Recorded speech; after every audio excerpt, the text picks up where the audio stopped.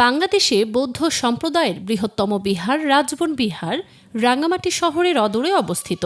বনভান্তে এবং তার শিষ্যদের বসবাসের জন্য ভক্তকুলের উদ্যোগে বিহারটি নির্মিত হয়।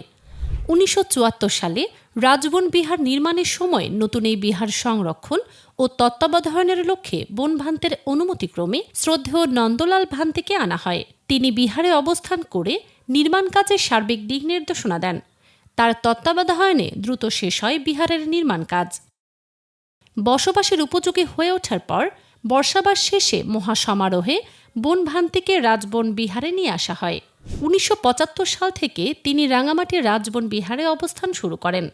এ সময় ধর্মীয় কার্যক্রমে সহায়তার পাশাপাশি বিহারের সার্বিক উন্নয়নের গুরুদায়িত্ব পালন করেন নন্দলাল ভান্তে, যা তিনি আমৃত্যু নিষ্ঠার সঙ্গে পালন করেন। প্রাকৃতিক সৌন্দর্যে ঘেরা নীল হ্রদের জলরাশিতে বেষ্টিত রাজবন বিহার প্রতিষ্ঠার পর পার্বত্য বৌদ্ধ সমাজে ইতিবাচক পরিবর্তন লক্ষ্য করা যায়। বৌদ্ধ অপসংস্কৃতি ও কুসংস্কার দূর হয়ে ধর্মীয় মূল্যবোধ, পুণ্যকর্মের প্রতি শ্রদ্ধা ও আগ্রহ বৃদ্ধি পায়। বনভান্তের নেতৃত্বে 3 পার্বত্য জেলার বিভিন্ন অঞ্চল থেকে ধর্মপ্রাণ মানুষের অংশগ্রহণ বাড়তে থাকে।